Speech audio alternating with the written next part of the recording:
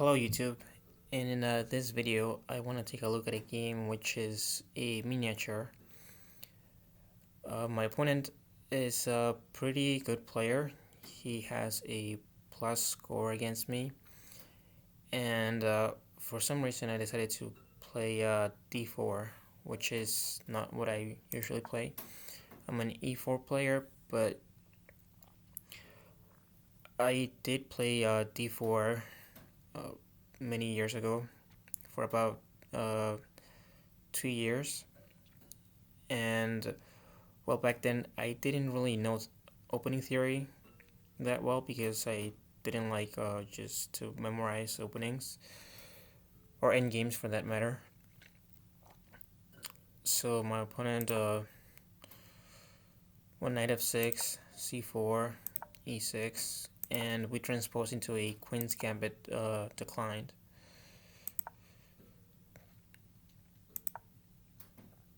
And well, this position has been seen many times. There's literally tens of thousands of games still in this position. And here we have probably about almost 4,000 games, I believe, in the database. But after this move, c5, there's only, I don't know, about 20 games. It's not a very popular move. And this is structured with the 4 pawns. I mean, I wasn't sure at this point if this position had been reached before. I assumed that it was. And, well, I've seen a couple of games where white ends up with an isolated queen's pawn. And, well, because you have an isolated pawn, you want to attack the black king and hopefully checkmate your opponent, because the endgame is not going to be very good for you. For that reason, I decided to instead be the one who gives my opponent the isolated pawn. So I went d takes c5, and after knight takes, I took on d5. If you take with the knight, and here, well, I was calculating that potentially I'm winning a piece, but it was pretty complicated, so I wasn't sure if I was blundering anything. And here my opponent blundered with knight takes d5, which is what I was calculating, and you can see the engine evaluation just going up. What my opponent should have played is h6, and the engine just gives this ridiculous line with h4, sacrificing the bishop. Now usually when you sacrifice the bishop is because if pawn takes, well, the knight has to move, which is guarding the h7 square, and if this knight moves, then you can play a quick queen h5 followed by mate on h7. In this position, however, that's not the case, and the computer doesn't want to take the pawn on d5. It likes this move better, knight f e4, and, well, knight d2, because you want to open up this diagonal for the queen. And this is not a forced line. There's many different possibilities after pawn takes and pawn takes. I mean, you don't even have to take the bishop with black, although not taking it psychologically, I think it's not what you want to do with black. It kind of hints at being afraid. So you kind of have to take the bishop, I believe. And here you can sacrifice the knight on f2, which, I mean, this position is just extremely complicated, to say the least. And after king takes, you have bishop takes on g5. Now, you can't really play queen h5 because there is no mate after bishop h6. But the more, I guess, human way of playing it is just to go back with the bishop. And, well, the engine really does like g5, which reminds me of the game between Alireza Firuza against Levon Aronian in the Singfield Cup. I think it was the third round. It was the same round where Magnus lost to Hans Niemann, where Alireza sacrificed on g5, and they got that very complicated game.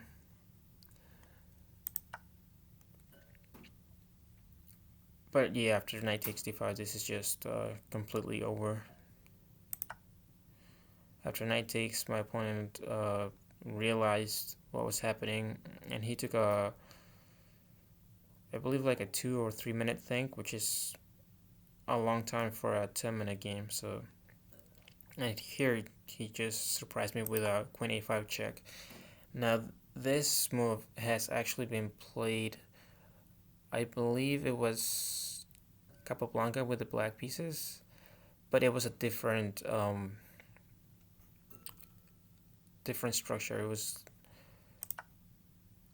like something like this, except neither side had castled, so the black king was still on e8, and the queen a5 move was actually a good move in that game. So I don't know if my opponent got the position mixed up with something that looks kind of like this. So that's why I don't like to memorize moves, because if you haven't looked at something for, a few weeks or a couple of months, and you forget your preparation, then this kind of stuff happens. Now, to be fair, there is potentially an attack on the bishop. So after the knight goes back, if you could move this knight with a threat, then the bishop and the queen would both be attacking my bishop on g5, which would win the piece back. So it does make some sense, but it's just not working tactically. The engine suggests just taking with a pawn, but I mean, this is just nothing you can take because there's a pin, and well, black has this cute in-between move f6, which is attacking both the bishop and the rook, but it's weakening this diagonal, and unfortunately white does have an in-between move with rook takes d5 attacking the queen, and now black has another in-between move, bishop b4 check. Obviously you cannot block with the knight, because then you lose the rook. If you block with the queen, well, that's goodbye queen. And if you block with the rook, well, then you're also gonna take with check and probably take this bishop next. So you have to play this move, queen e2, which looks just ugly, and it is. I mean, you can't castle anymore, you're blocking the bishop, and usually I like to sacrifice material to have some sort of initiative or attack. Unfortunately for black, these pieces are not active, and this is pretty much the only active piece. And right now, well, you can't even take the bishop because your queen is being attacked. So because of all of that, this variation just isn't working out for black. So after queen a5 check, I just went back with the knight. I guess my opponent missed this move because, well, let's just say that his reaction to this move was not PG rated. So he took the bishop and I just took with the knight. And here my opponent resigned because, well, there's no knight d3 check followed by queen takes. And, well, I can go queen c2 or queen h5, hitting h7. You're down a piece with black. You don't really have anything. I guess you could try rook d8, but again, queen c2 or queen h5, and, well, actually queen h5 is probably better because you're hitting both f7 and h7. So let me just show that. And you can defend both. So thank you for watching, and don't forget to like, share, and subscribe. And I will see you next time.